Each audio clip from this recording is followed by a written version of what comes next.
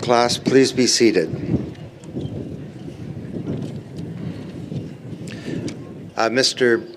President, graduates, friends, family, my name is Don Tapscott, and I'm very proud to be the first Alumni Chancellor of Trent University.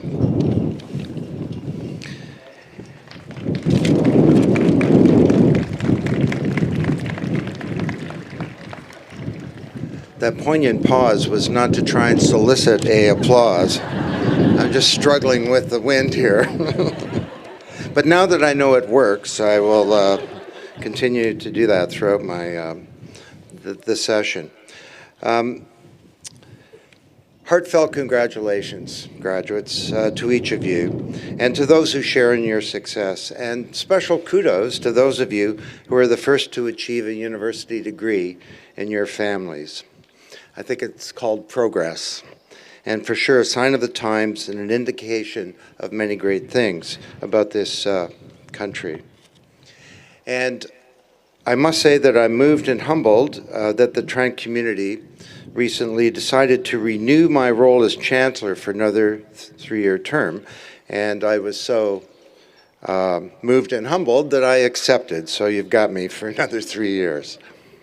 That's a poignant pause.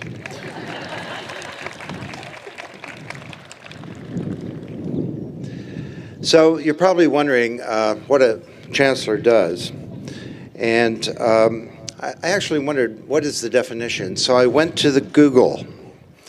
Now, those of you older parents, the Google is a place on the internet, and you go there and you ask it questions and stuff.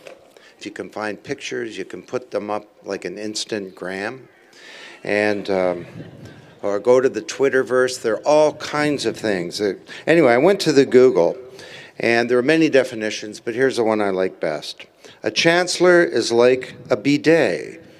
Everyone is pleased to have one, but nobody really knows what they do.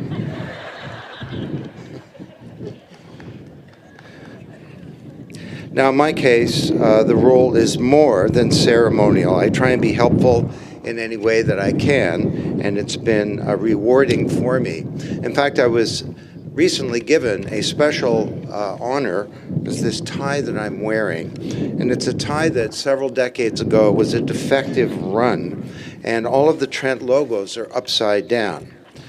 Now, this may be kind of disturbing, but for a person like me, it looks right side up when I look down at it, so I've called it the narcissist tie. Anyway, but the tie is very, very valuable. On the eBay, it's worth over $1 million, which is why we have special security today, and that drone was just looking for tie thieves. Seriously, this is the last of 7 convocations for the class of 2016.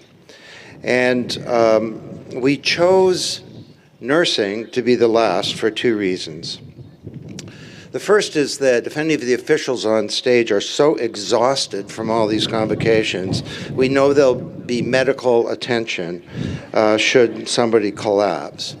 But more important, the word is that nursing is the most enthusiastic of all the classes. I don't know, is that true?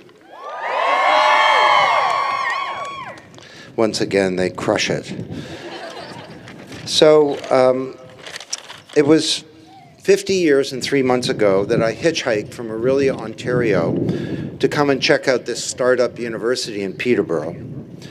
And I decided to come to Trent, and as Robert Frost said, I took the road less traveled by, and that has made all the difference.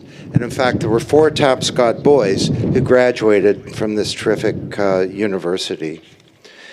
And for more than 50 years, Trent has been challenging the way that we think about the world, but also about learning itself. And today, more than ever, Trent graduates are in demand. And for this class, the data shows that you will all receive jobs quickly. And I know firsthand that as a Trent grad, that you're going to be uniquely equipped and prepared for the exciting future that lies ahead. Not just that you have extraordinary expertise and skills, but that you know how to think, and you know how to collaborate and how to put things in context, and you understand the big picture, and you have a passion for learning, which is wonderful because you will learn lifelong. Imagine nursing 10 years from now, let alone 20 years from now, and the extraordinary changes that will occur in medicine and in technology. So this is your moment, your time to imagine, to create a life that is purposeful and a life of consequence, and to create a life that's uniquely your own. So heartfelt congratulations to each of you on reaching this important milestone. I now declare the convocation open.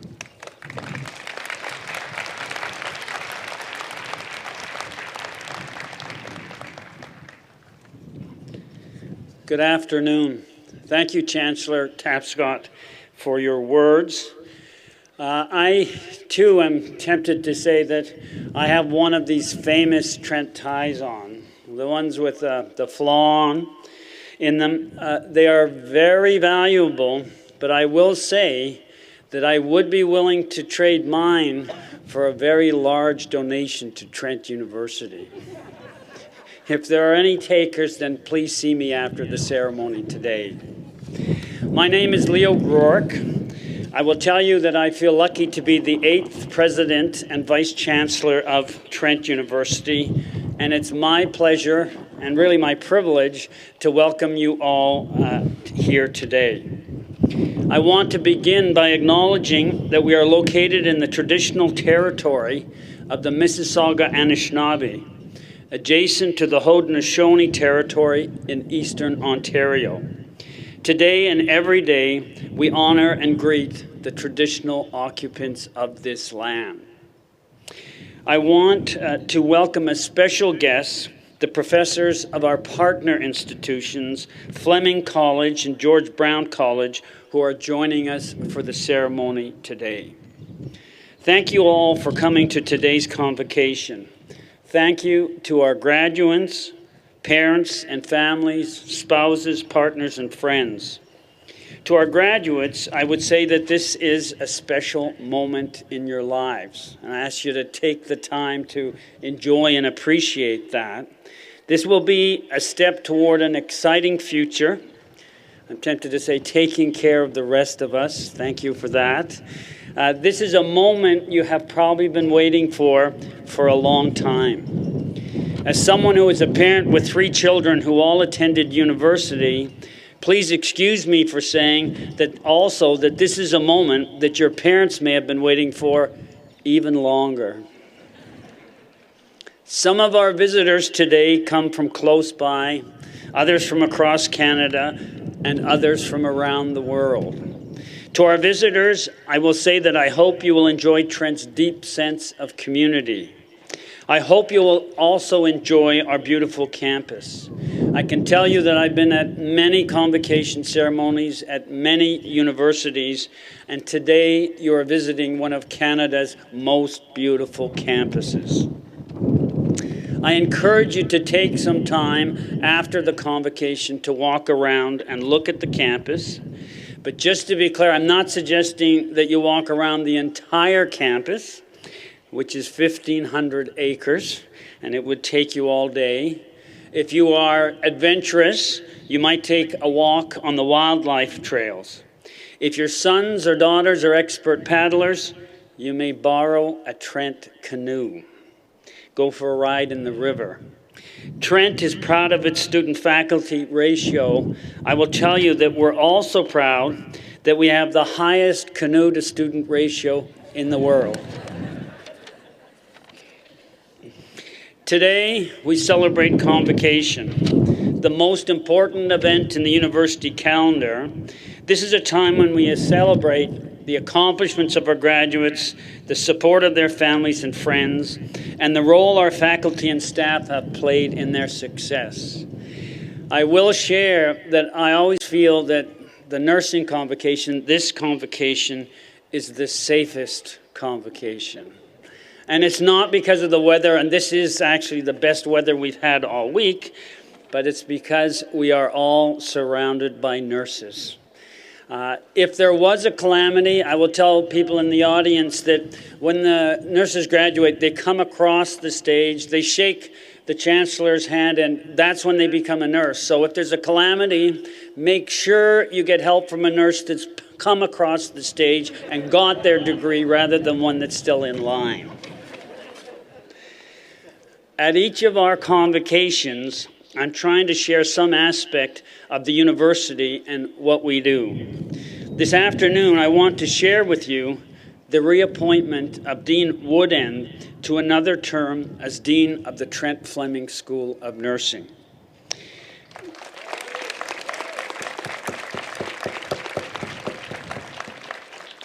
During her career, she has held numerous teaching, research, and administrative positions in nursing. She joined Trent in 2011.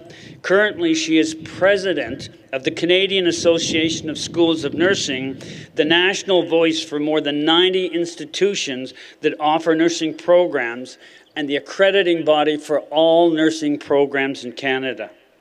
Prior to joining Trent, Professor Woodend was an associate professor at the University of Ottawa School of Nursing. She served as the director and associate dean of their School of Nursing, the Faculty of Health Sciences, until June 2010. She is a senior investigator for the Nursing Best Practice Center and was a clinical scientist with the Elizabeth Bruyere Research Institute. She has been director of epidemiology and public health and director of research with the Canadian Pharmacists Association and has worked on research grants valued over $4 million. At Trent, she has led the development of one of the most successful programs at Trent, with a strong curriculum, leading faculty, and a cutting-edge clinical simulation center. Currently, Kirsten is leading the development of a new master's program in nursing, the establishment of unique educational opportunities for internationally trained nurses, new partnerships with other institutions, and the development of Trent expertise in traditional Chinese medicine. I will say we all look forward to Kirsten's continuing work and these developments for the Faculty of Nursing.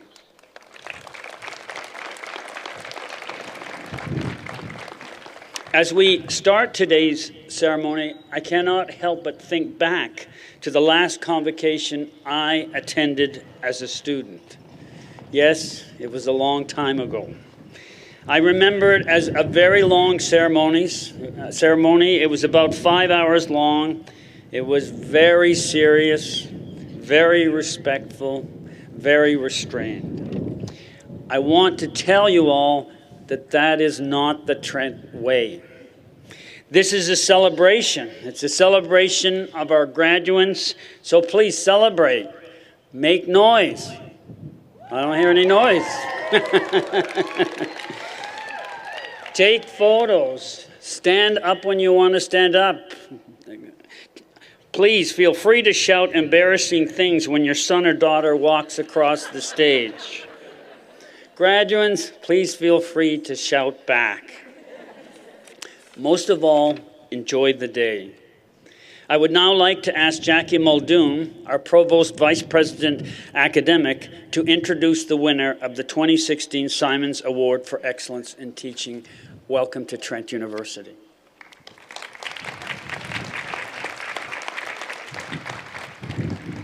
Good afternoon. Established in 1976, the Simons Award for Excellence in Teaching is named for Professor T.H.B. Simons, the founding president of Trent University.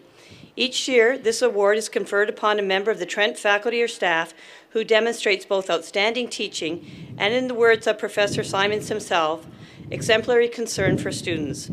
Professor Joel Bates is the 2016 winner of the Simons Award for Excellence in Teaching.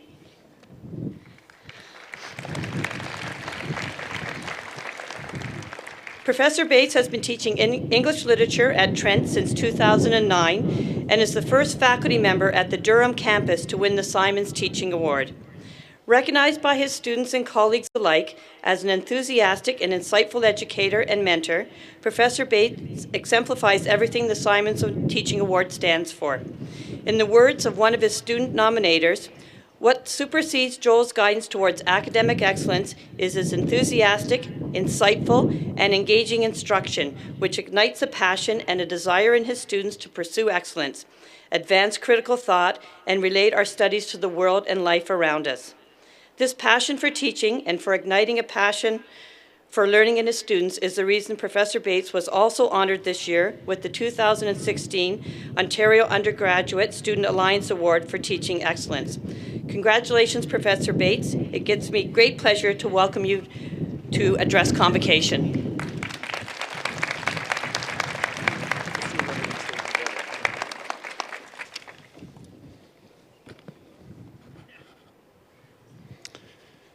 Mr. Chancellor, Mr. President, members of the graduating class, faculty, family, friends, I am honored to have the opportunity to speak with you today. Congratulations, graduates.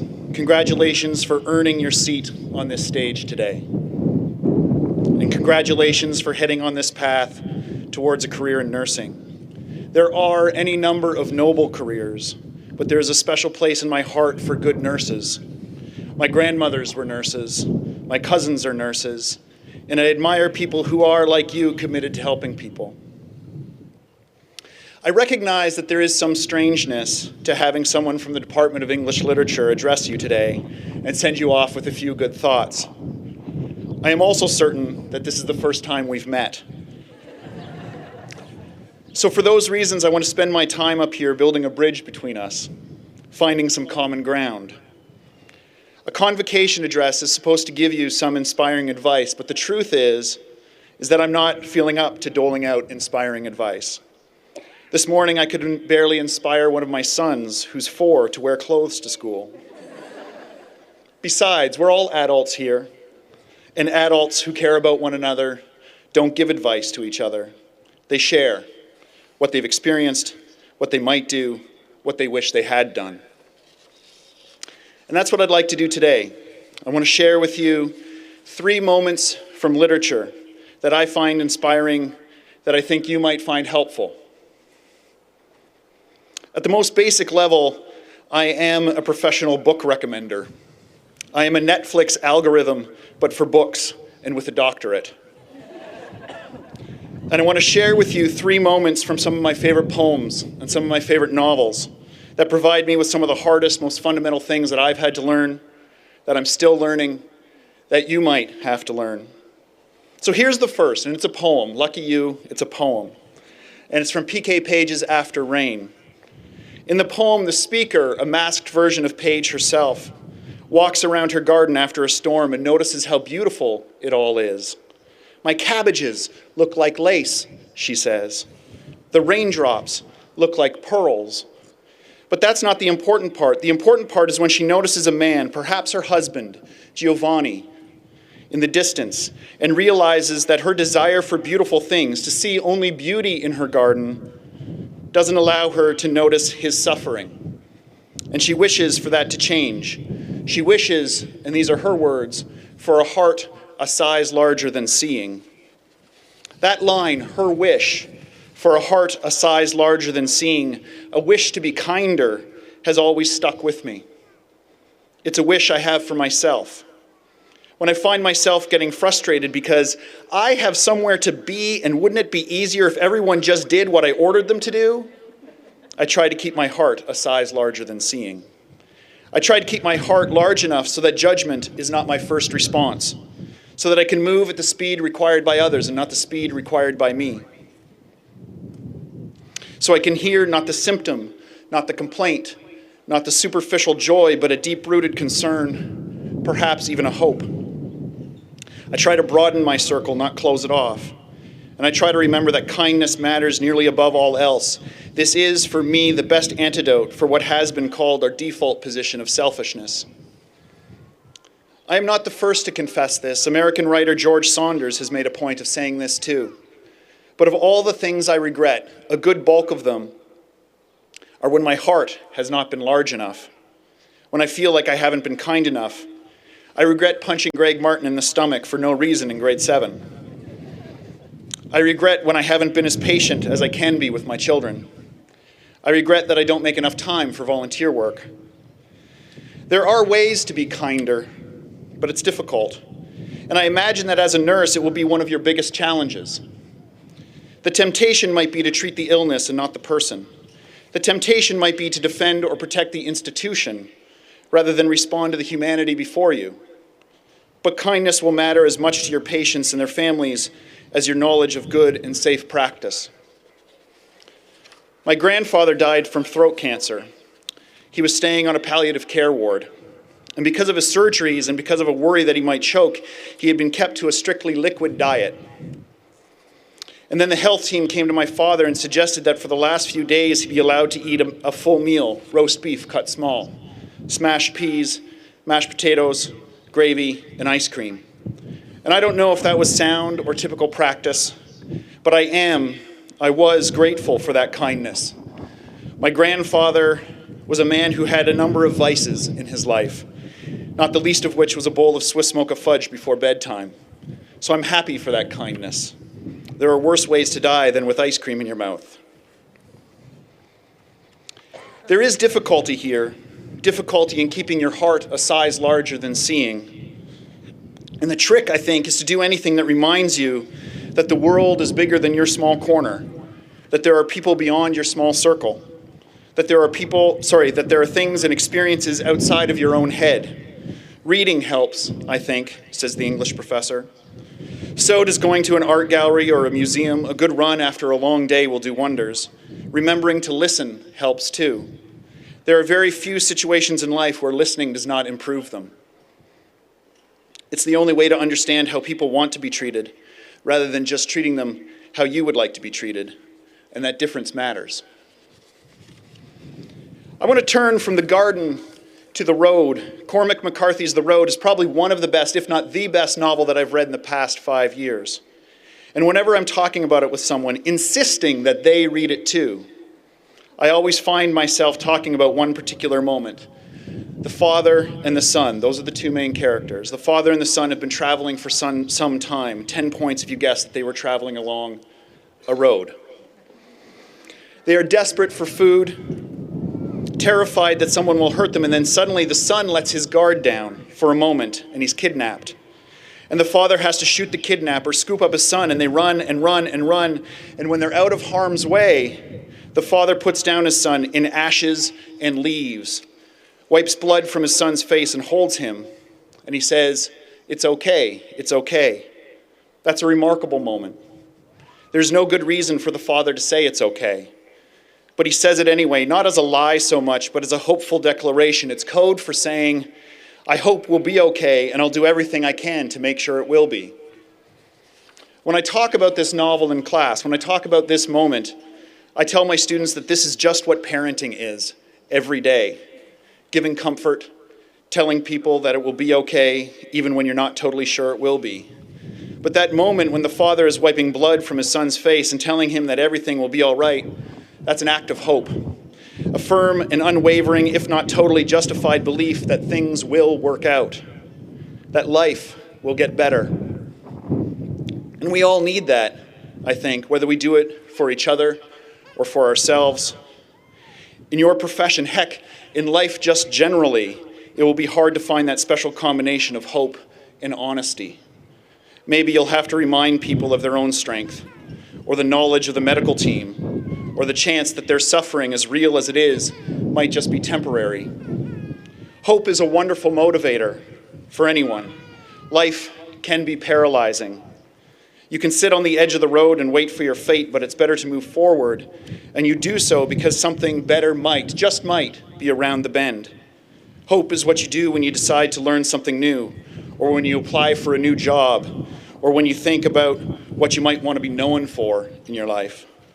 Hope is what you do when you imagine a future for yourself and your community, one that is better than the present one you have now, and then you work towards it. Finally, I want to turn to Bronwyn Wallace's poem called Bones. Wallace is one of the best authors that almost no one knows about. and she lived not that far from here, and wrote some of the most moving poems that I know. In this poem, Bones, like many of her poems, Wallace is talking about what it means to provide care for someone else, how hard that is, and what the consequences are.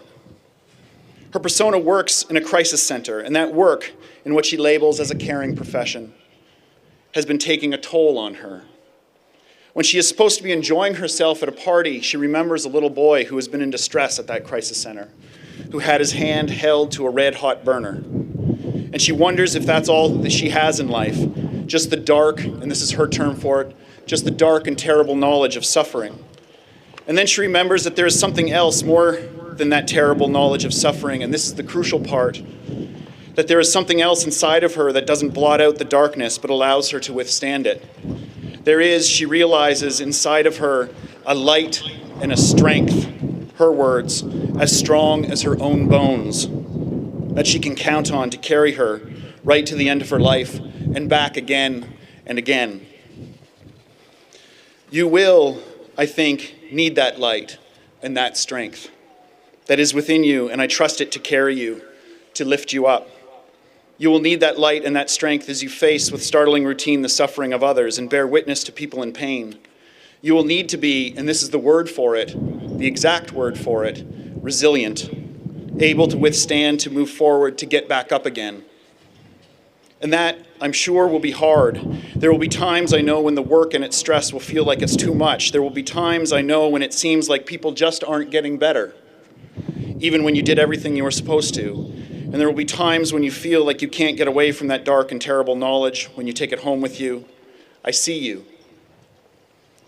But my wish for you is that you're able to find that light and that strength within you and trust that it will carry you forward. And that will be difficult. You'll need to come to terms, I think, with your own embodied limitations at the same time that you remember the tremendous impact that you can have. You'll need to remember that some things you can learn from and some things are inexplicable. And you'll have to make peace with all that. I know you are all tremendously resilient. You have within you a deep well of strength and optimism, some of which you have already tapped into, and some of which you only discover you have when you are tested again. One of the great secrets of life is that everyone suffers. Everyone faces adversity, and sure, those adversities, those sufferings range in size. They aren't doled out equally. Life doesn't always tilt towards justice. I've had some. We'll have them again. Your parents, your professors, your friends have faced them, are facing them. You might be facing some now. And there will be pains and obstacles that you will face in your life that you haven't imagined yet. But there is also, I promise you this, there is also a strength within you that you only have a small awareness of. Resilience comes from the Latin, which means to jump up again.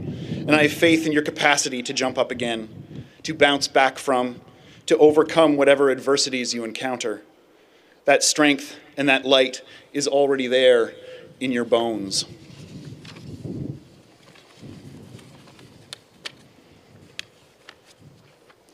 So it turns out that the great American poet Katy Perry is wrong.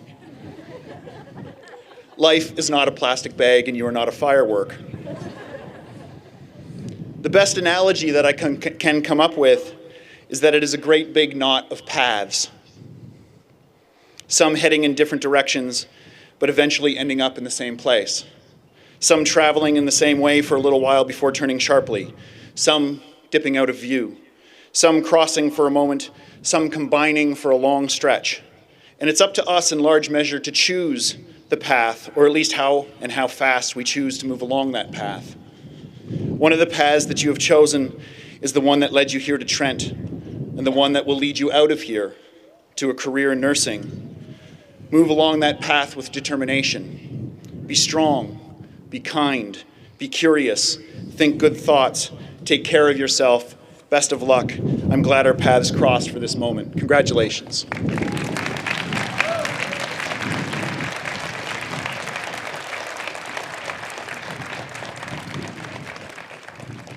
Thank you, Professor Bates, and thank you especially for emphasizing the relevance of literature to nursing. Ladies and gentlemen, we will now move to the presentation of candidates for degree. Professor Kirsten Woodend, Dean of the Trent Fleming School of Nursing, and Professor Kim English of the Collaborative Nursing Program will now present candidates for the Bachelor of Science in Nursing degree. Graduands, as your name is announced, you will come across the stage and be congratulated by the Chancellor. Then you'll be congratulated by me. Then you will be congratulated by the University Registrar, Tracy Ilidrissi, and then there's a number of people on the platform who would want to give you their congratulations. Please remember that the Registrar keeps the records for the university, so it's especially important that you shake her hand.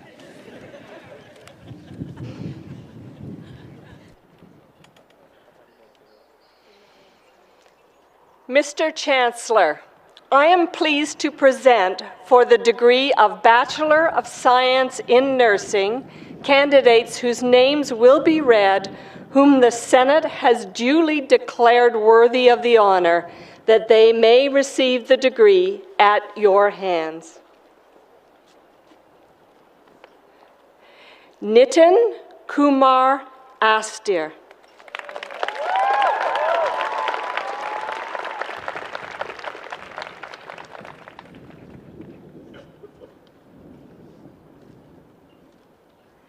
Kaho Mohammed Abdi.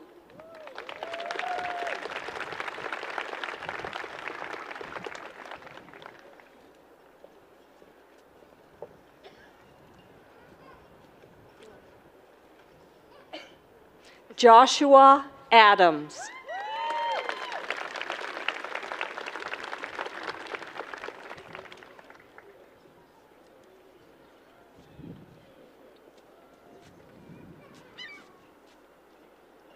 Kelsey Elizabeth Adams.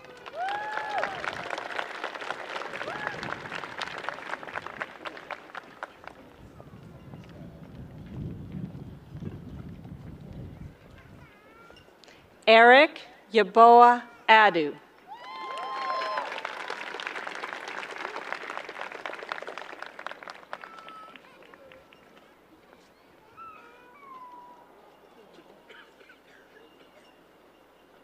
Melody Alderton Ballack.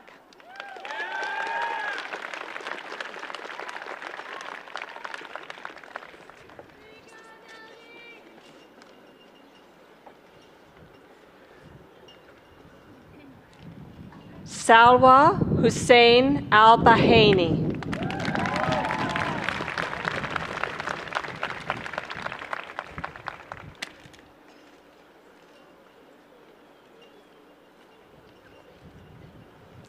Hamza Ali.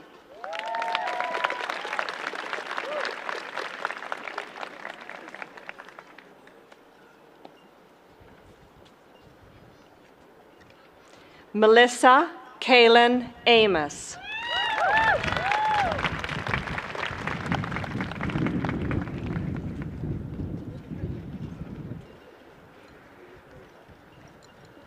Jenny Andrew.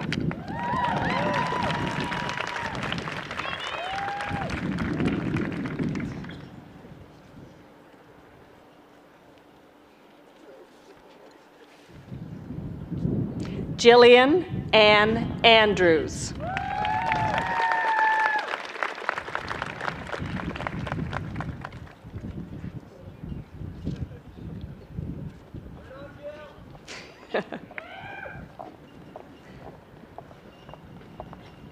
Paulina Anker.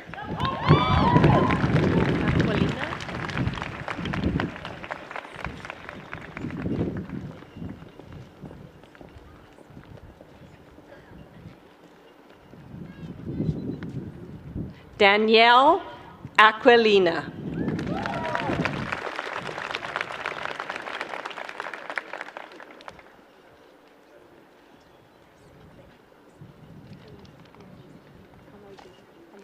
Myra Gabriela Asmar.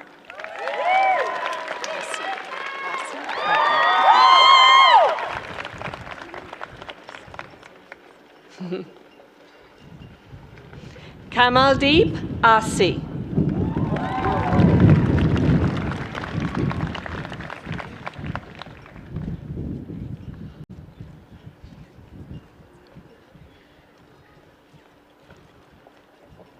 Joyce Alexandra Aubin.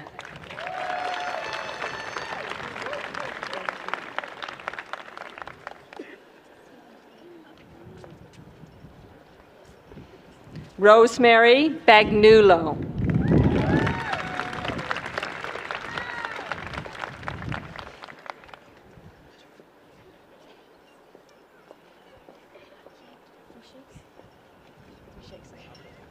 Sweet Angelica Ballette.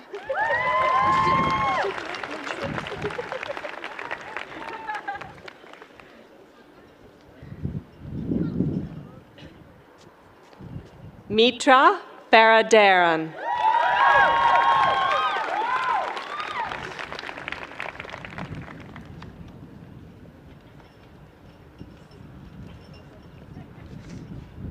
Allison Nicole Barbalinardo.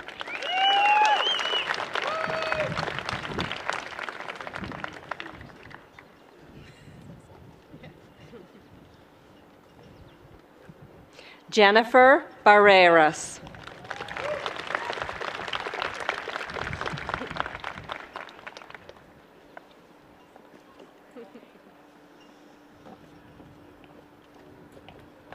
Rebecca Bartoloni.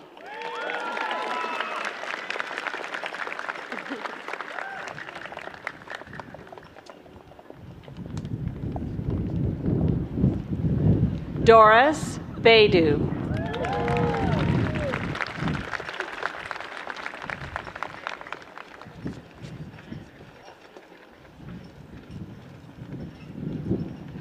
Chantal Bahari.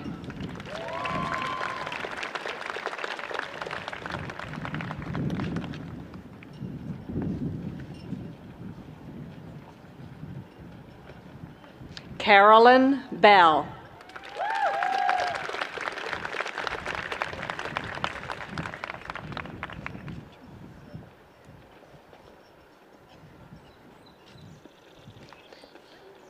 Erica Rose Ann Bell.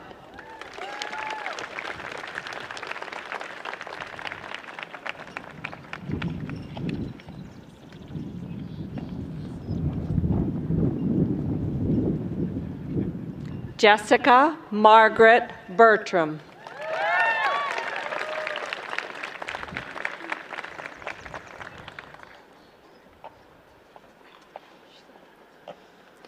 Jerica Lynn Besant.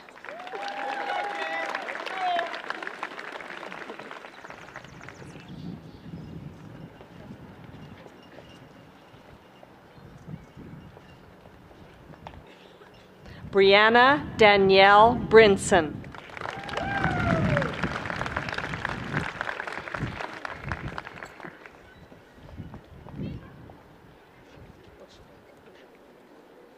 Carolyn Brown.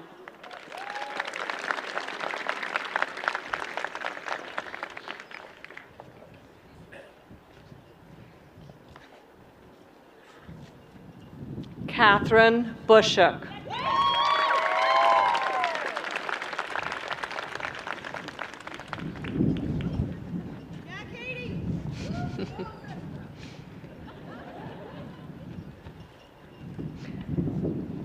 Abigail Rose Caddick.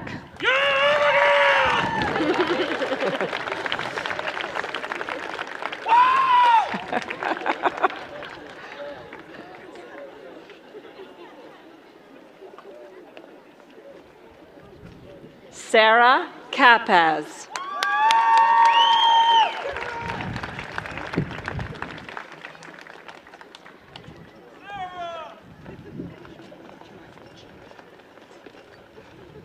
Madison Nicole Chefro. Chimarney. Chimarney. Yeah.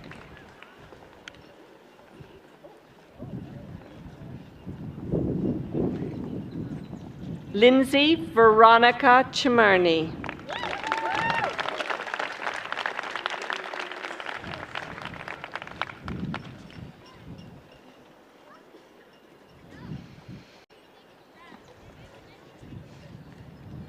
Chloe Michelle Clark.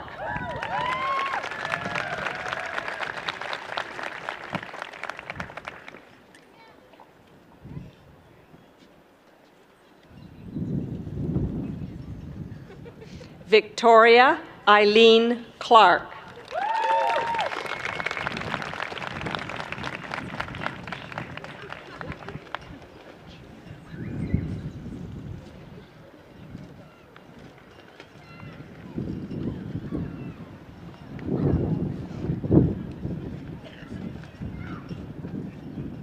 Allison Lois Cowley.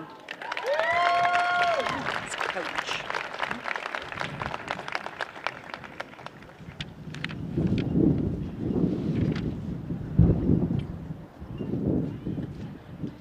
Megan Couch.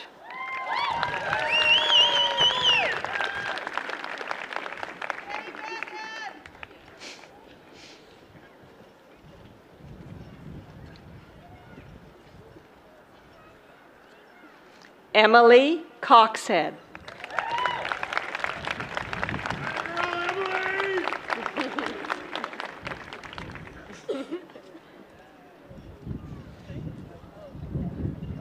Jamie Croft.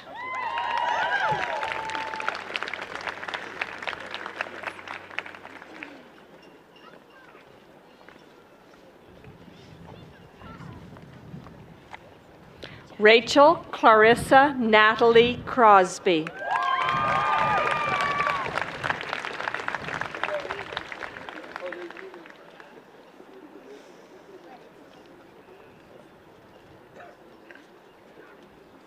Rhea Helena Crowther.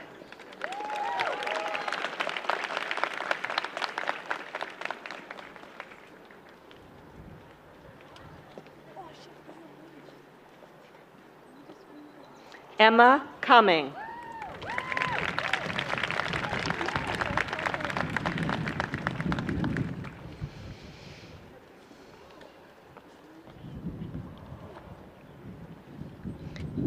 Avery Christine Dara.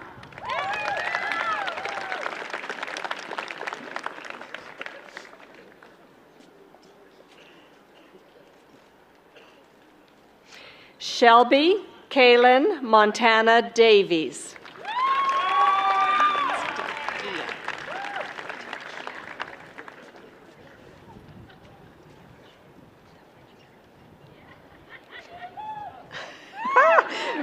Brett DeGia.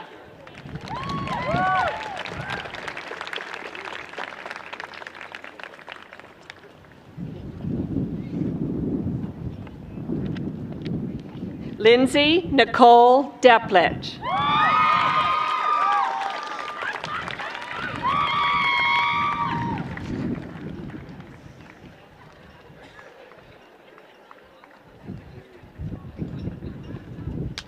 Amardeep Kaur Dillon.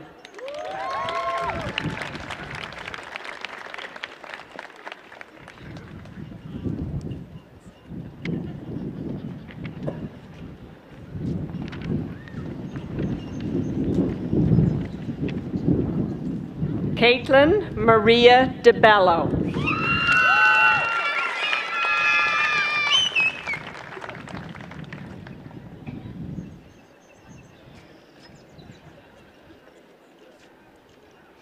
Lois Dillon.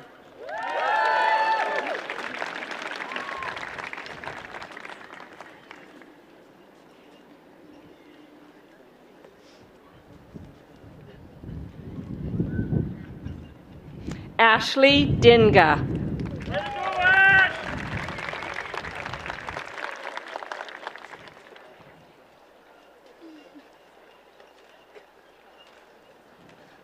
Coralie Dye.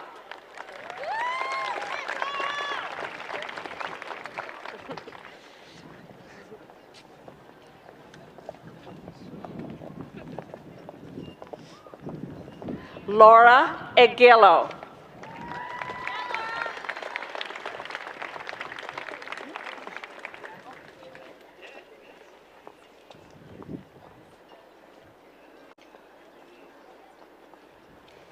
Franca Nwabiani Ekpenike.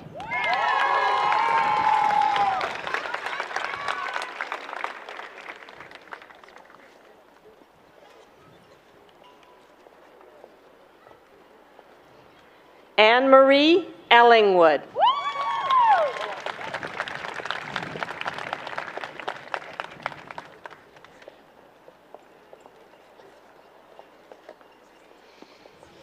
Lee Ellsworth.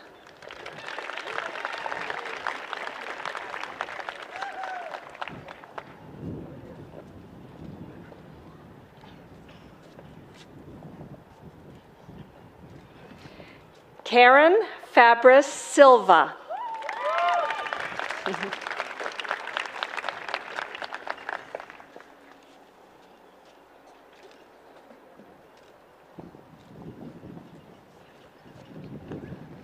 Jessica Falcone.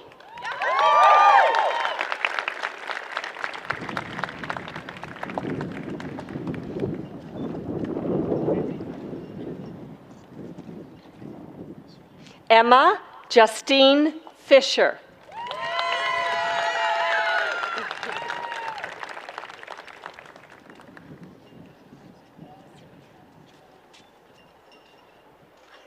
Nicole Marie Forma.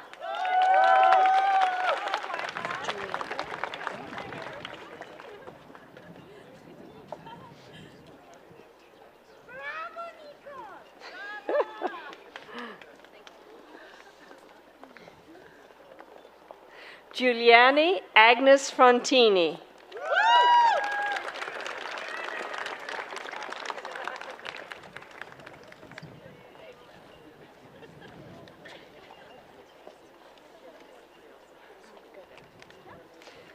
Tatenda Lucia Garacho.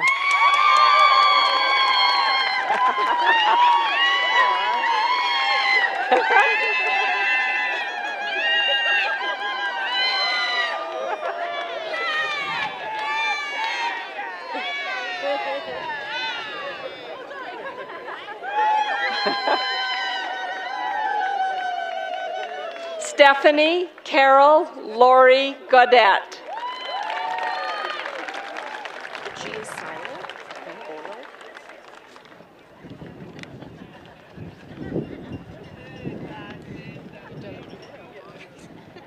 Griselda Bolo.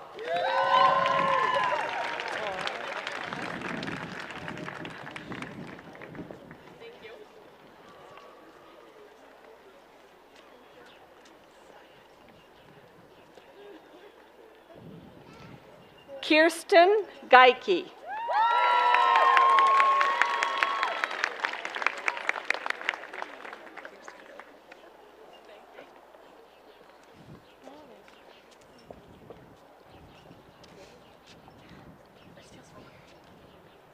Danielle Glodziak.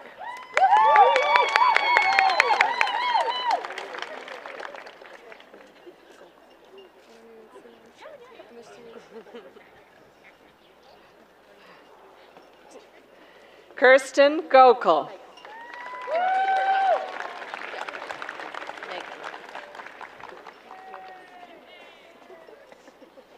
I won't do that, I promise.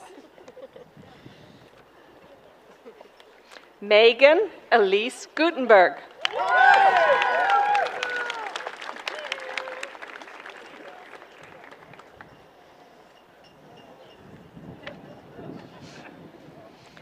Jenny Hall.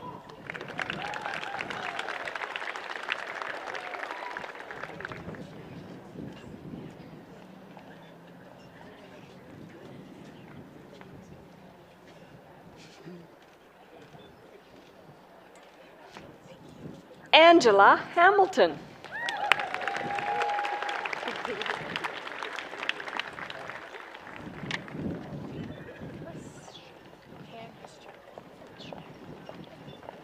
Just like it sounds, hand check. Danielle Laura Hanley.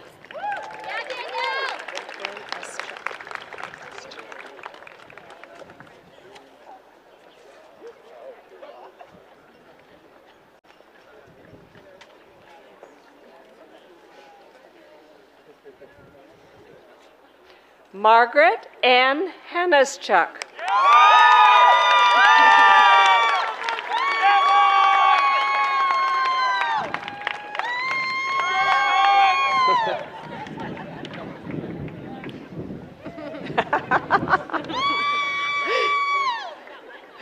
Lauren Harris.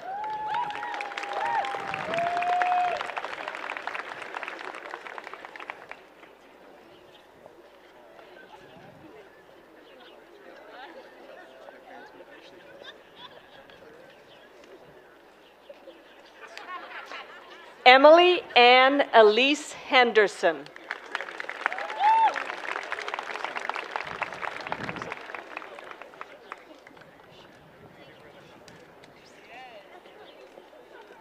Catherine Hillier.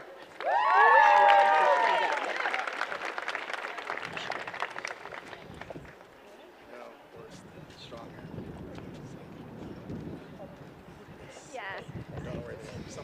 Riche Christina Holm.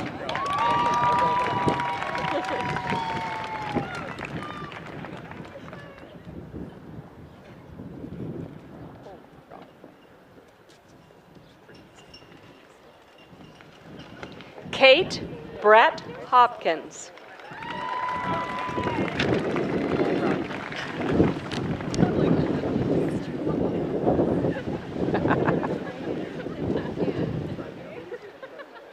Alex Horodnik.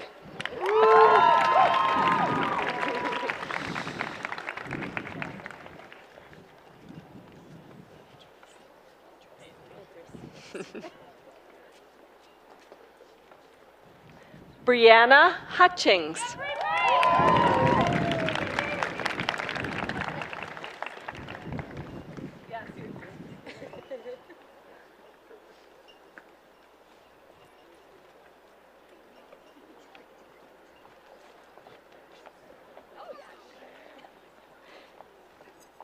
Mebrath Idris.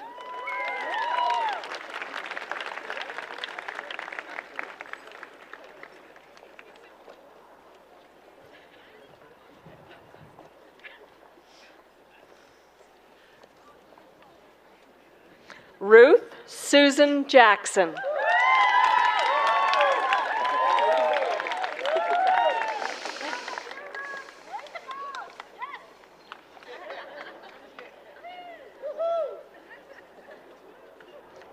Blessy John.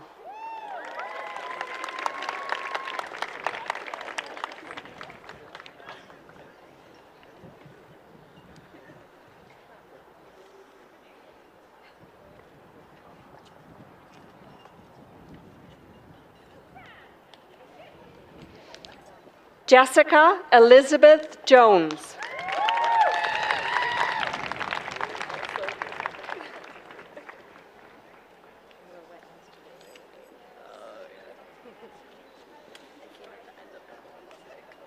Miranda Jones.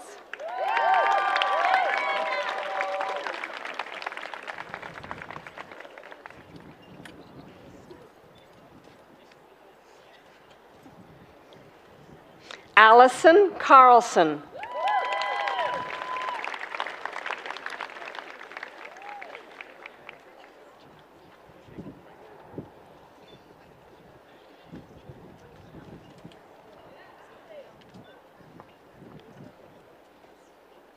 Shelby Castor.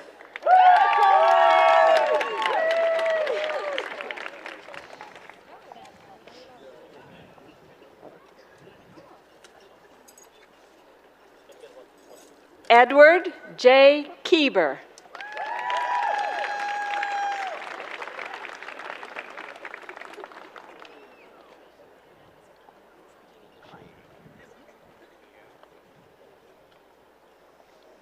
Mary Elizabeth Kennedy.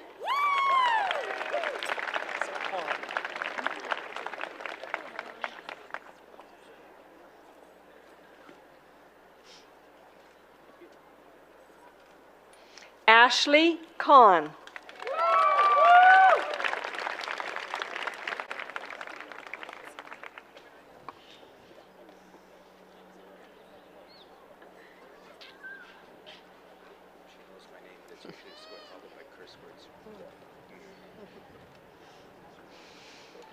Danielle Michelle Coleman.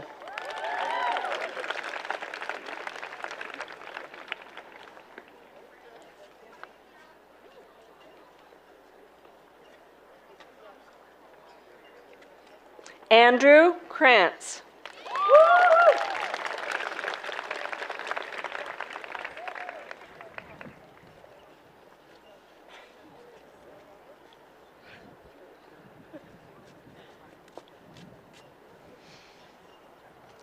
Carrie Lackenbauer.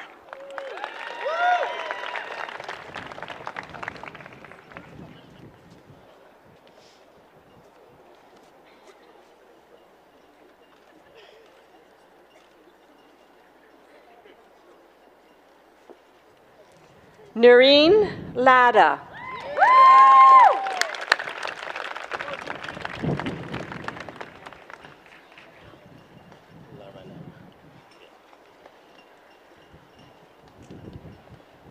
Ashley Laflamme.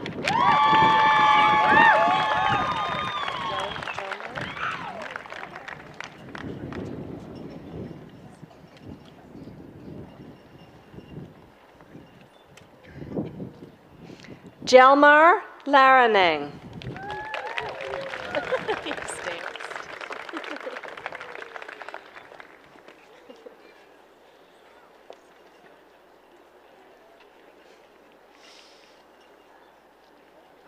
Amy Lynn Lawrence.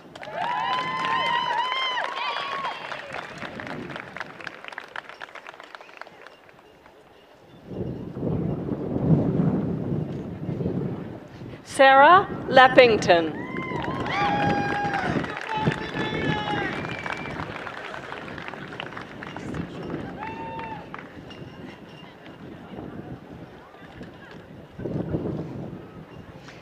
Christina Lee.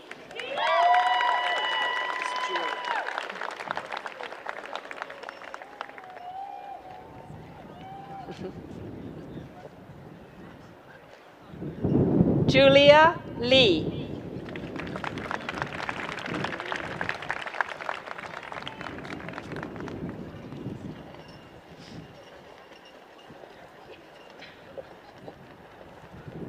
Laureen Lightowers.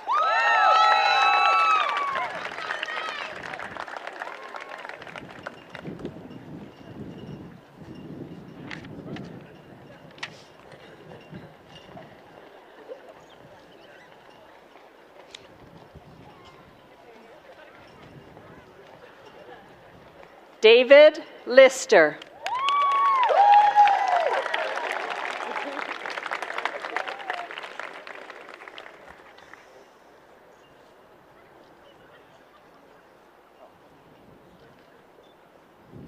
Megan Maria Long.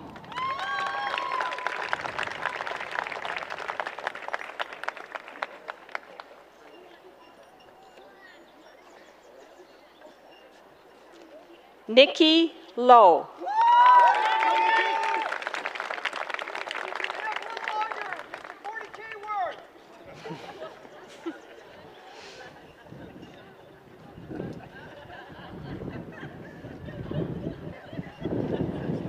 Kelly Lunn.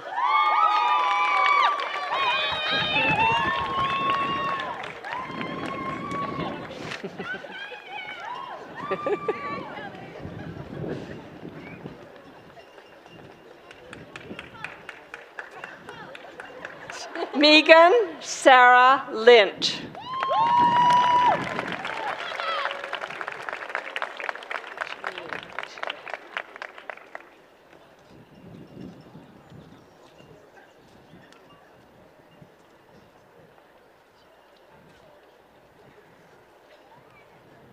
Shinye Ma.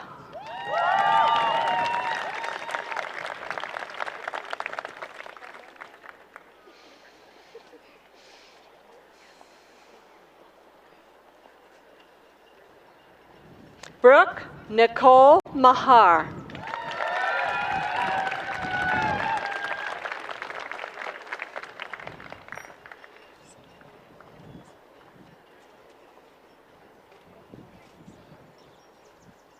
Heather Louise Malott.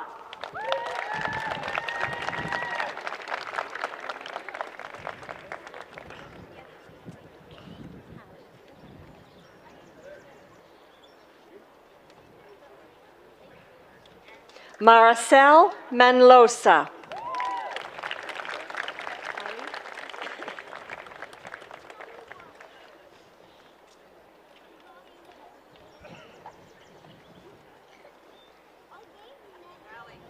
Hallie Corinne Manson.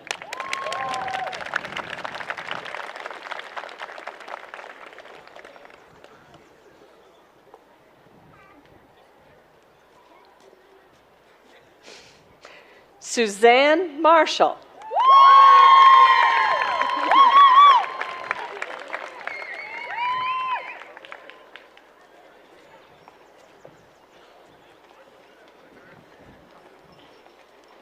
Catherine Martin.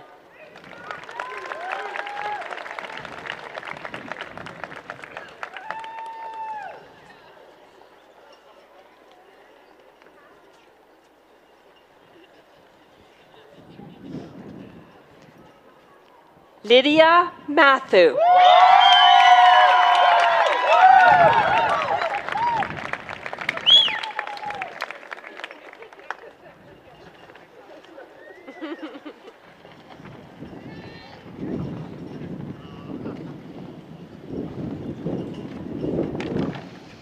Christine Lynn Mazanek.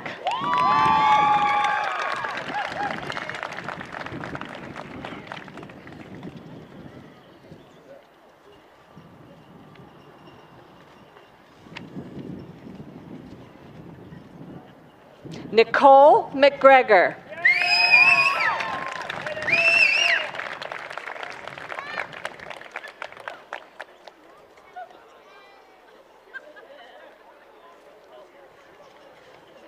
Mallory McLaughlin.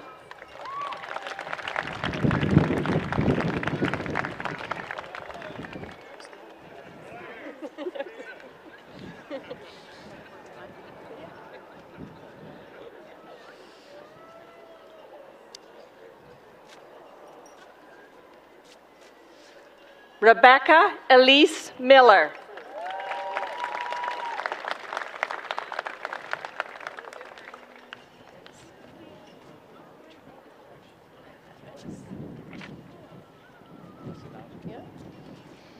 Evan Andrew Mitchell.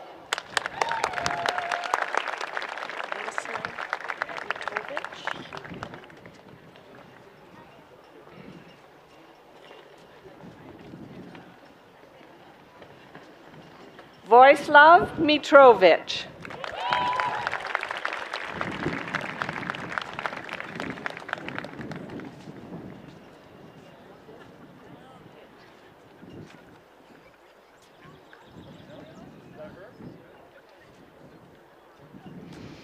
Fanice Mokua.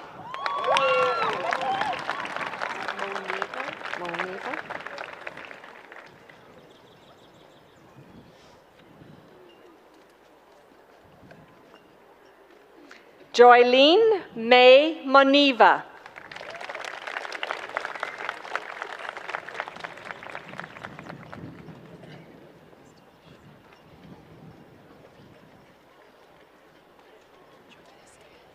Emily Alicia May Morrison.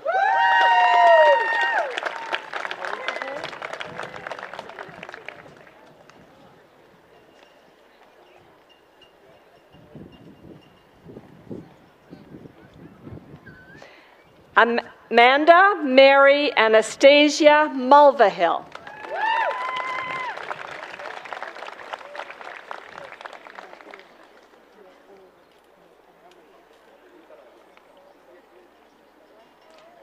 Ashley Diane Murphy.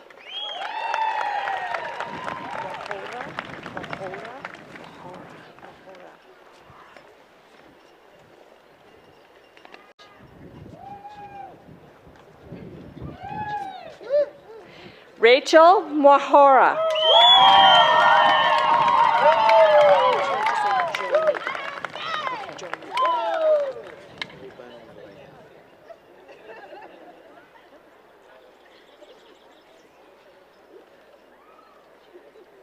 Jonita Ruth Sanoga Nachamuli.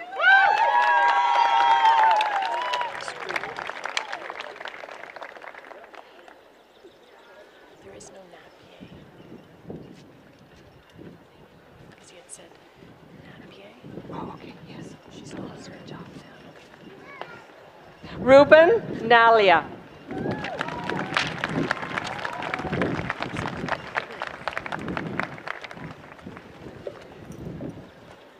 Reading this one here. Okay, all right. Courtney Jean Nelson.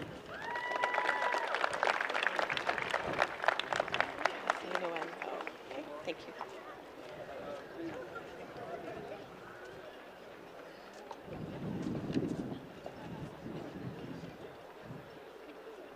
Kathy Nguyen Vo. She has two last names. Norman and Vo. Thank you.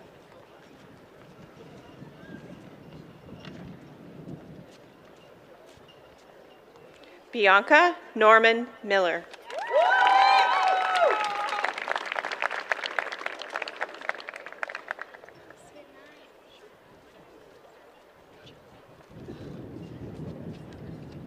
Sarah Jane Norton.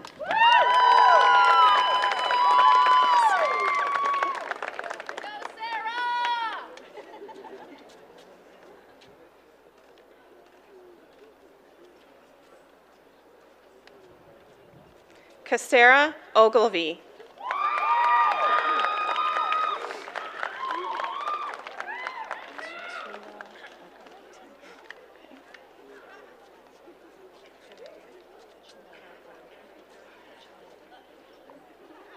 Totulola Ogun Beaton.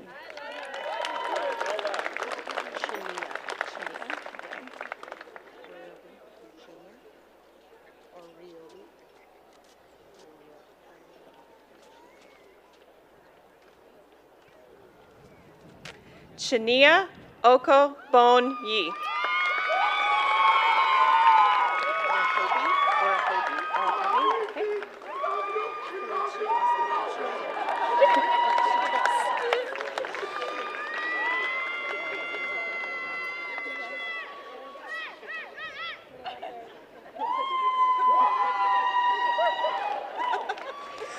Eugenia Orohobi. I do. Okay.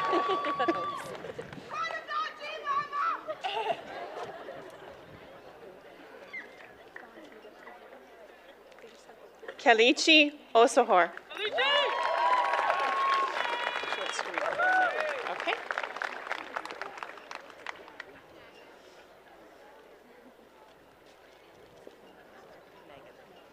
Rebecca Dawn Edith O'Sullivan.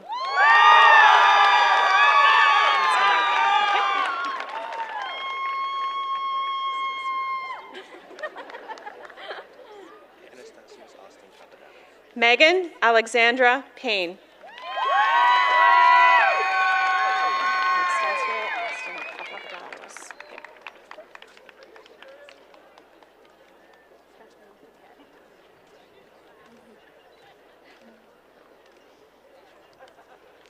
Anastasius Austin Papadotos.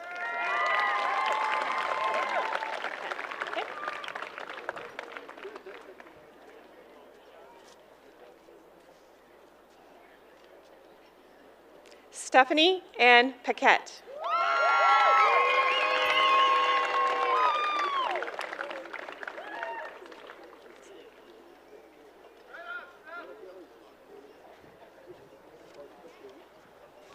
Brittany Ann Patterson.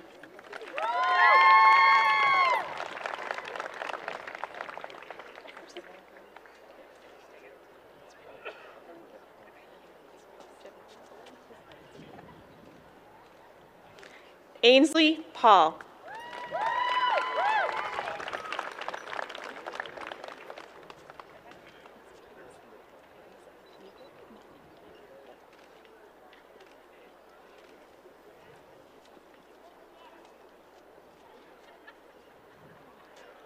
Jennifer Etta Mae Pearson.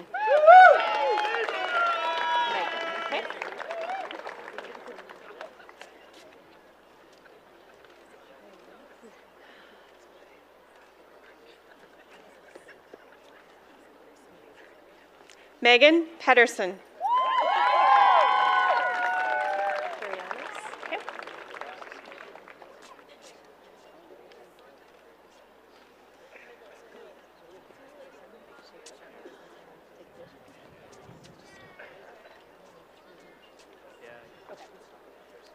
Erica Perianis.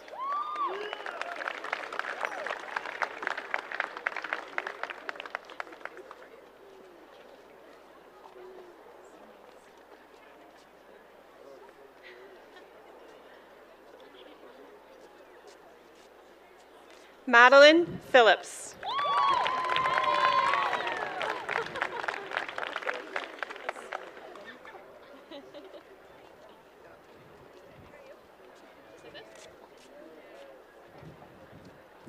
Roy Paulo Ramirez.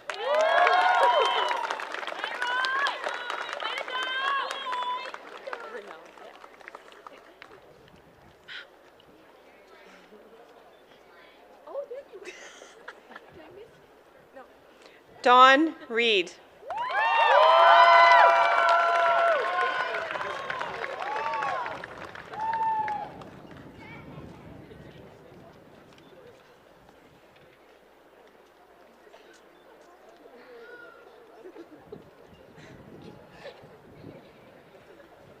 Sarah Renault.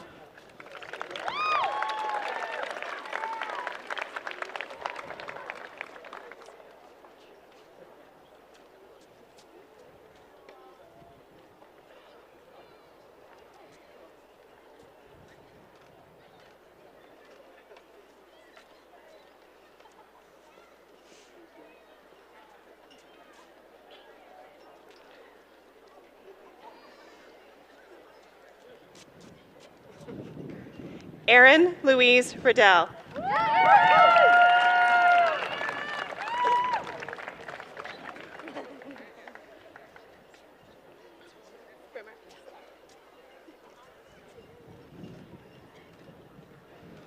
Carly Elizabeth Ridge.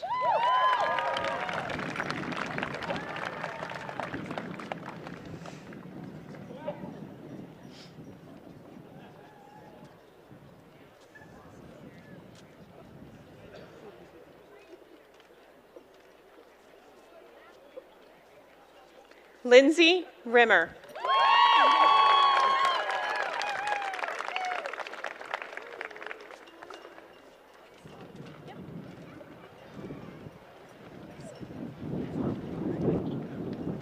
Amber Ring.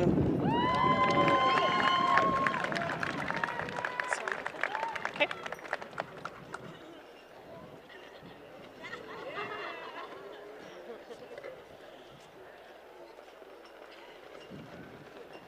Sonica Kassan Robinson.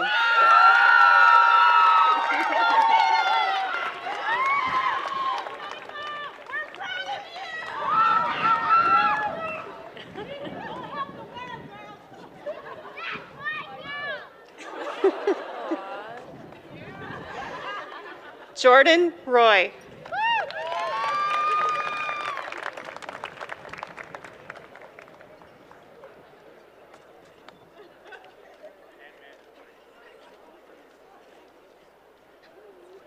Kathy Jane Rudolph.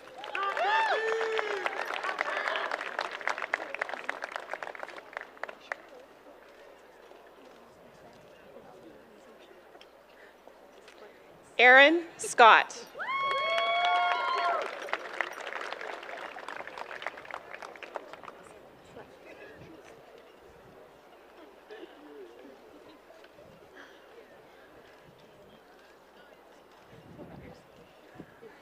Tiffany Sherwood.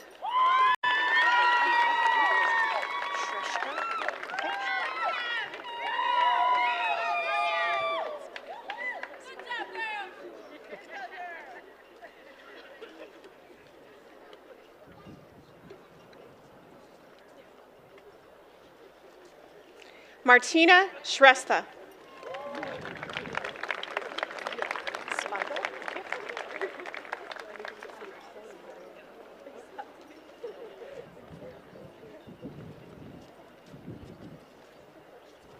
Megan Ray Spidel.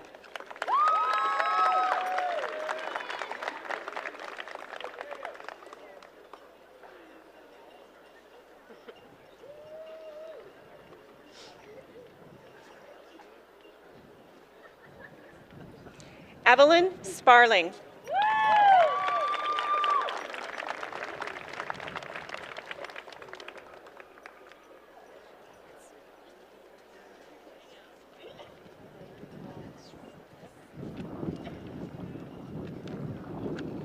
Michelle Deborah Spence.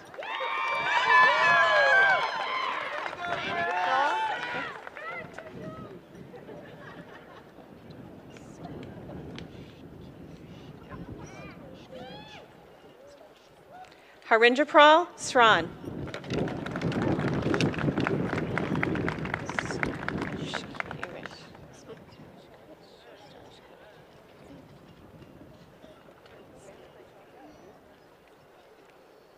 Victor Starushkowicz.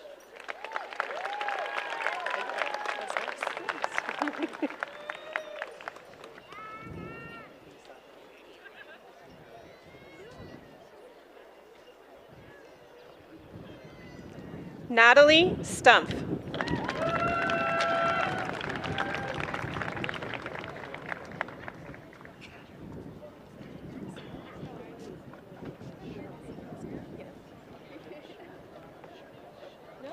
Lee Sun.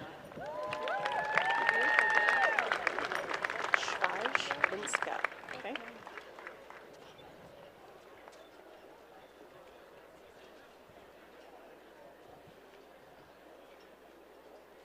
Anna Schweib-Binska.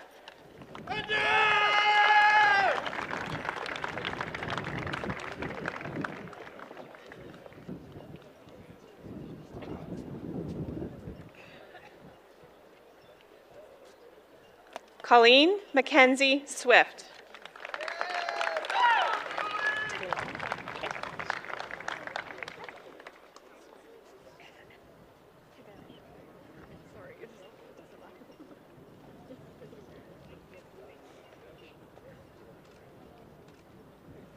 Julie Carolyn Talon.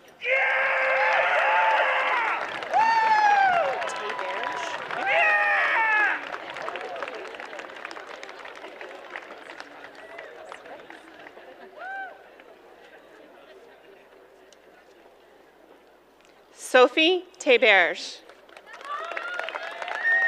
Rhymes with rice. Okay.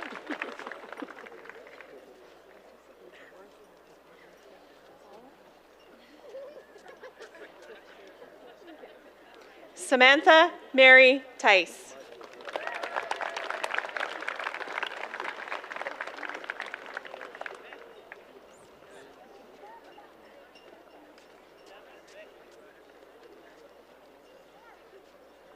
Chelsea May Thompson.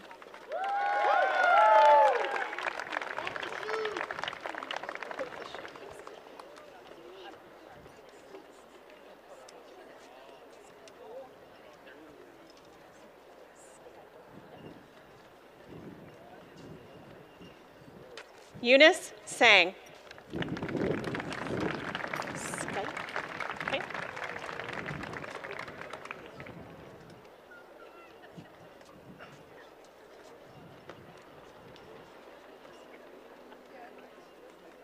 Laura Elizabeth Van Skyke.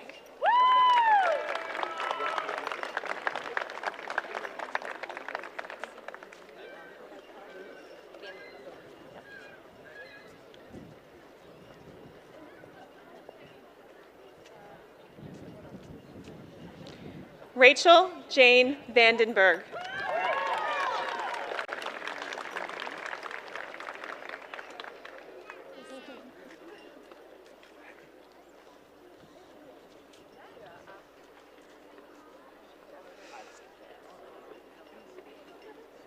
Allison Marie Van Loon.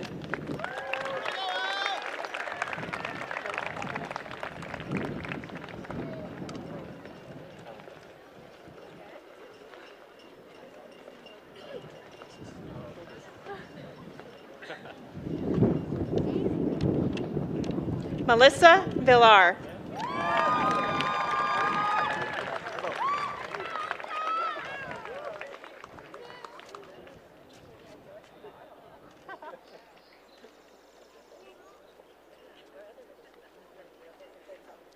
Alan Vo.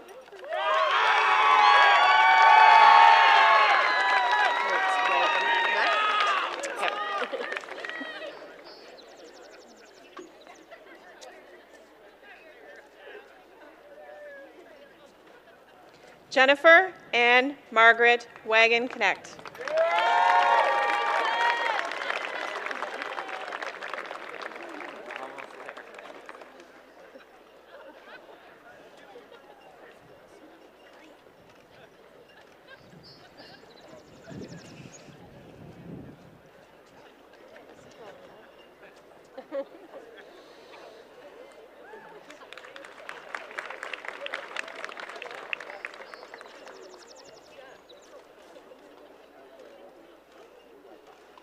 Emily Irene Mary Wallace.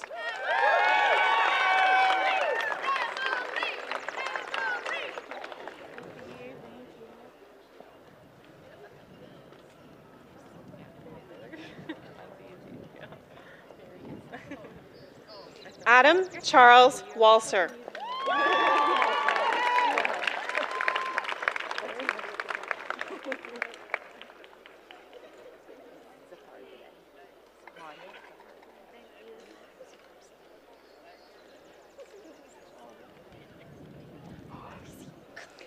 Tori Withers.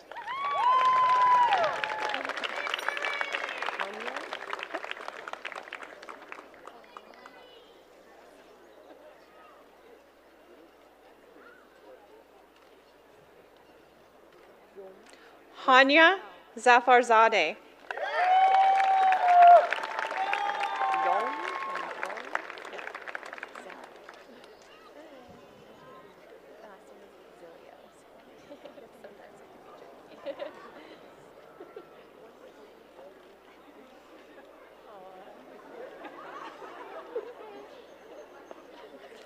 Rong Zhao.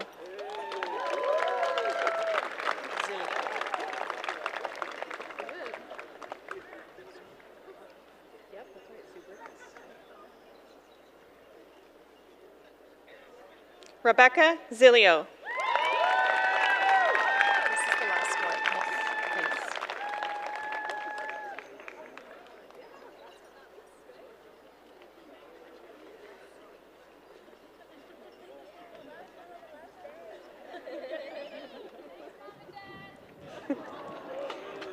Melissa Zubrickus.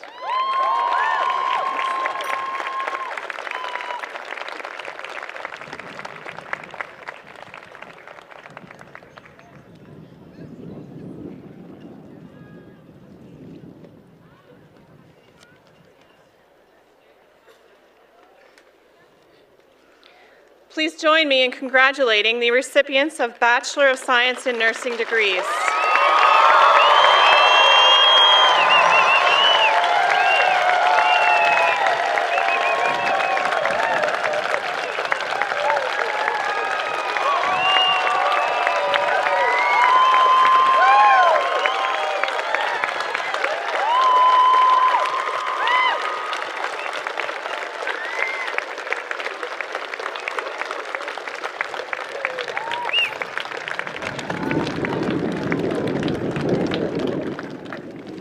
Mr. Chancellor, I ask you to confer degrees in absentia on candidates whose names are before you and who are unable to be with us today. I now call upon Provost and Vice President's academic, Jackie Muldoon, to recognize students who have achieved remarkable success in their studies.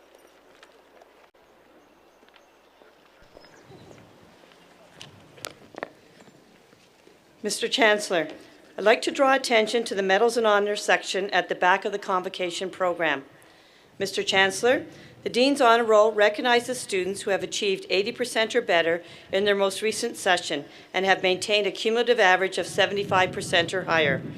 In the program, a small double cross identifies those graduates who achieved this distinction. A small single cross identifies those students who are on the President's Honor Roll for having maintained a cumulative average of 80% or better. Please join me in congratulating the members of both the Dean's Honor Roll and the President's Honor Roll for their outstanding performance.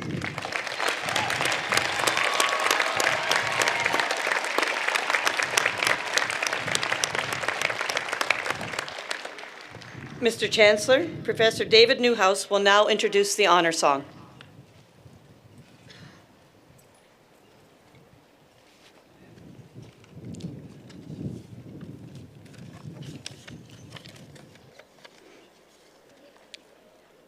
Before all words can be spoken, we bring greetings to all of creation, and we give thanks for another day of life.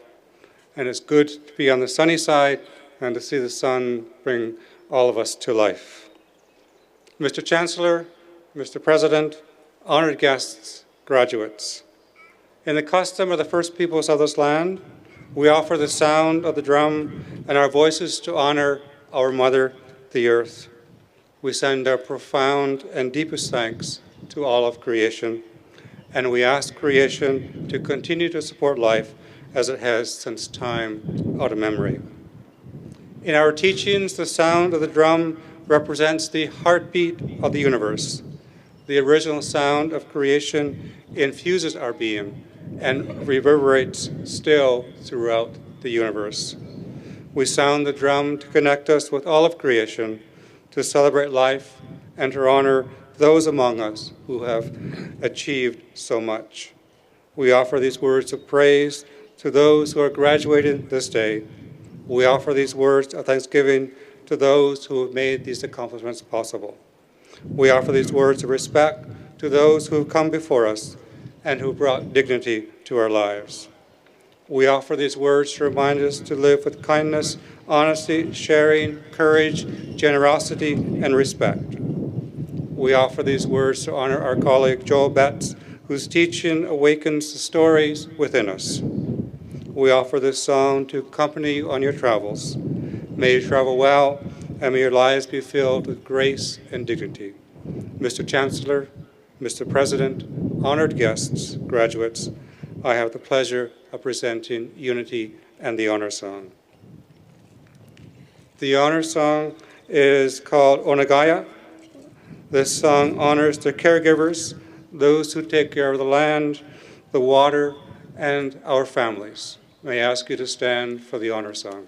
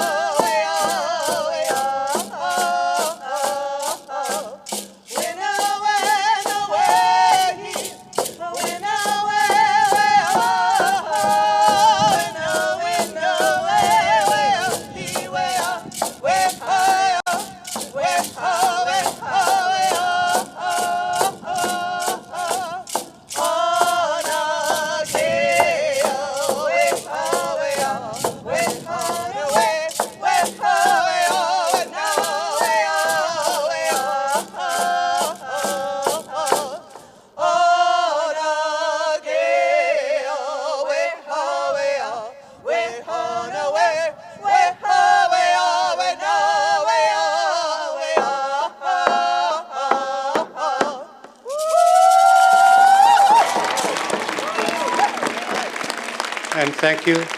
You may be seated.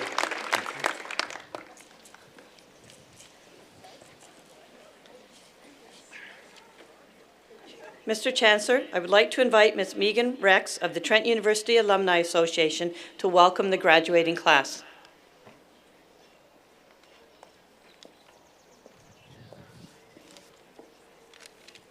Mr. Chancellor, Mr. President, graduates, and honored guests, it's with great pleasure that I stand before you today.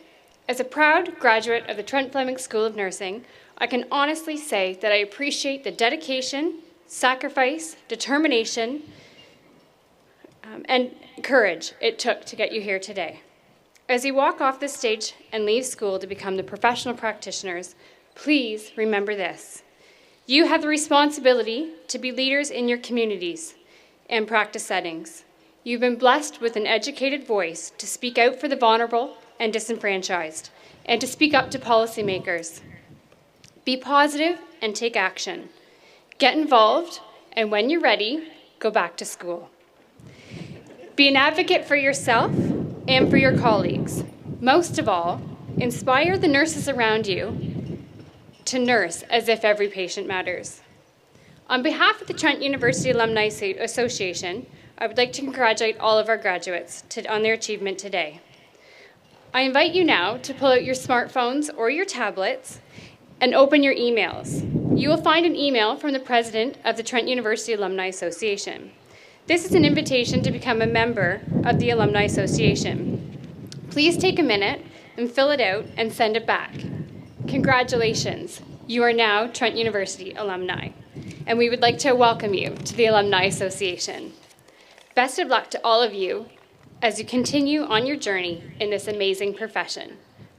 Good luck and thank you.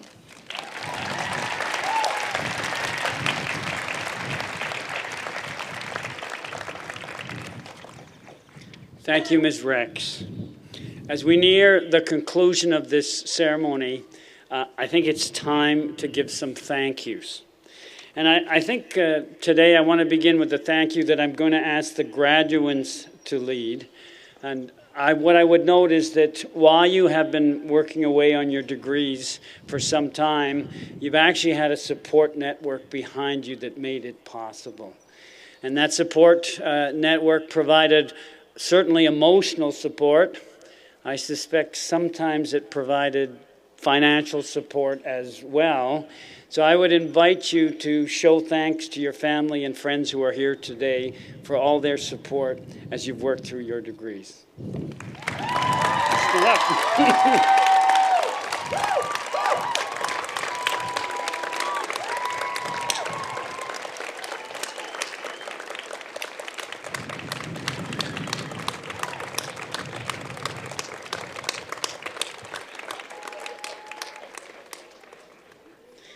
Friends and family, take a bow. I would also like to thank some other people, and I would note, it's already been noted, that this is the last of 7 convocations that we have held this week.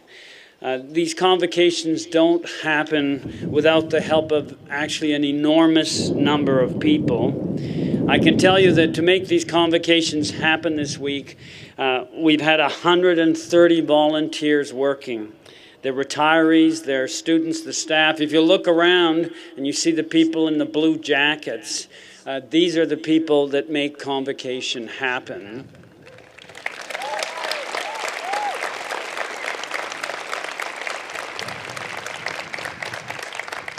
Now, I actually want to say a little bit more about that, because I will tell you that the extent to which they're prepared to go to make Convocation work is quite remarkable.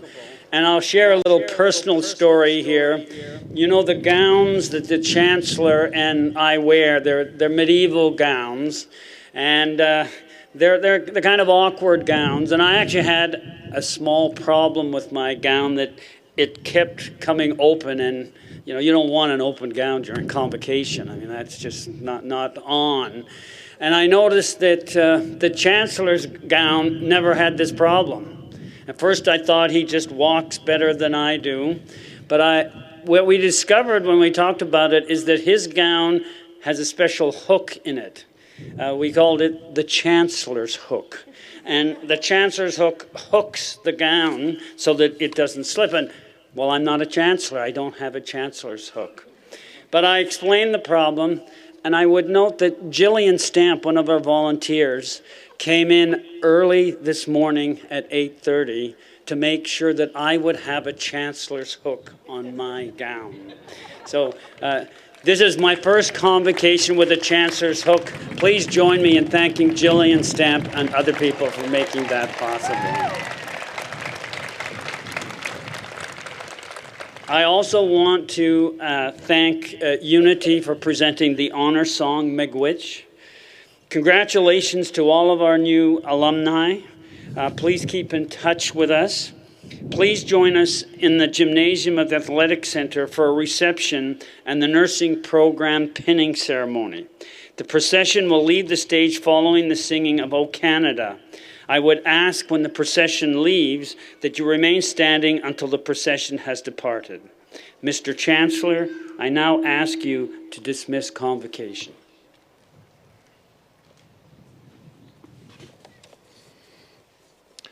Thanks very much, and thanks for everyone for being here today. I think we should do a serious shout out to Mother Nature for bringing it on today. Was this an amazing day?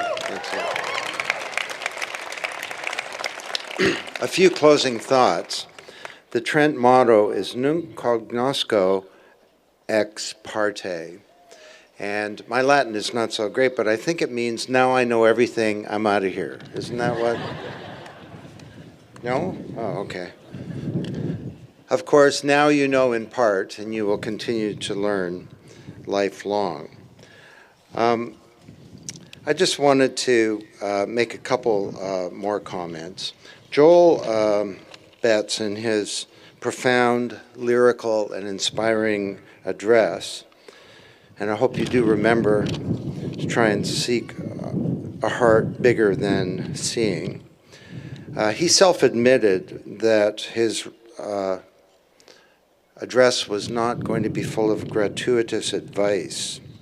And so this particular convocation is somewhat deficient on that count. So I would like to top up the gratuitous advice department. So listen up. Today is the first day of the rest of your life. Good things come to those that wait, and what doesn't kill you can only make you stronger. Purchase Don Tapscott's new book, Blockchain Revolution, in volume, massive volume.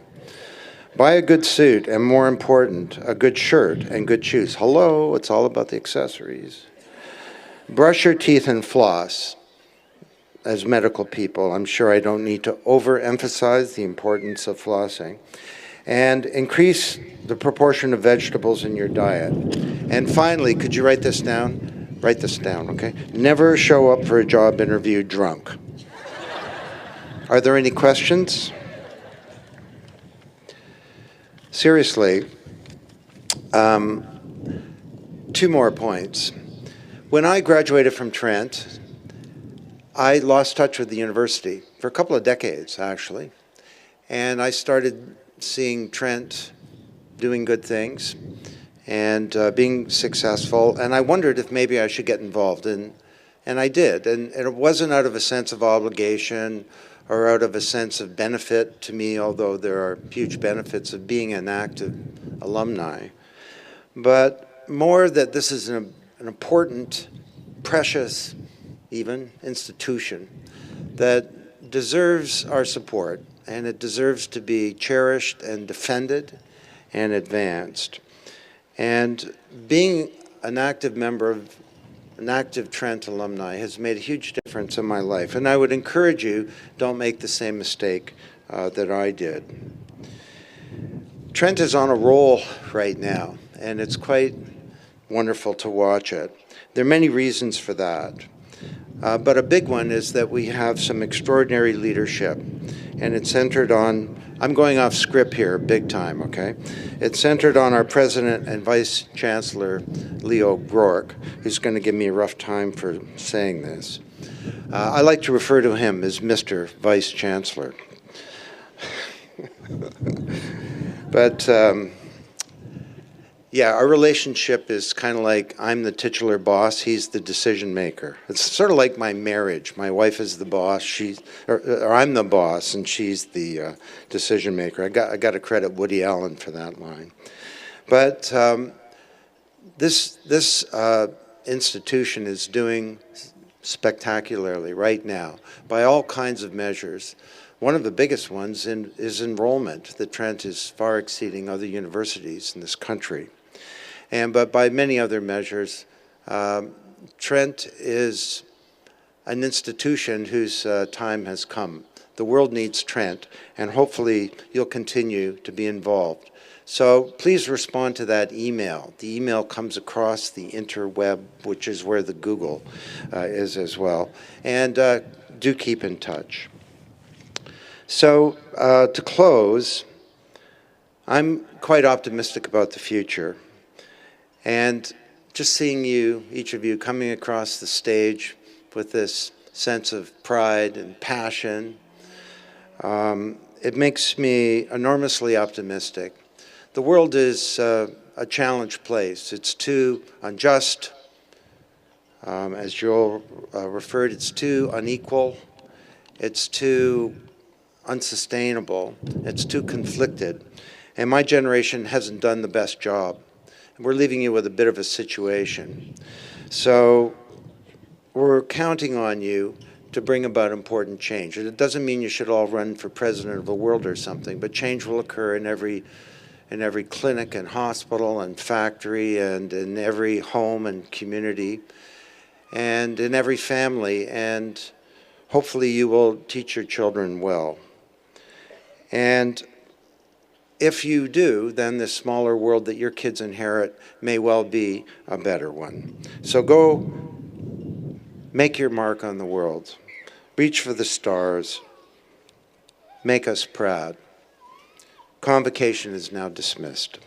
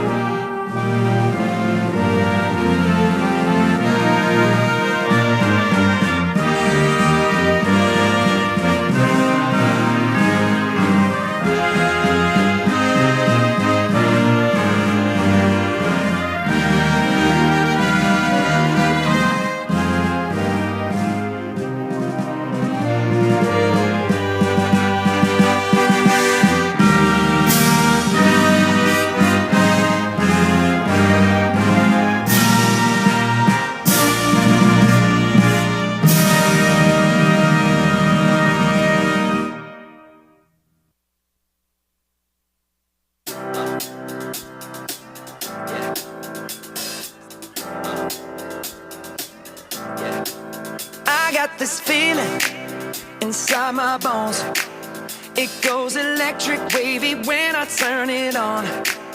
Off from my city, off from my home, we're flying up no ceiling when we in our zone.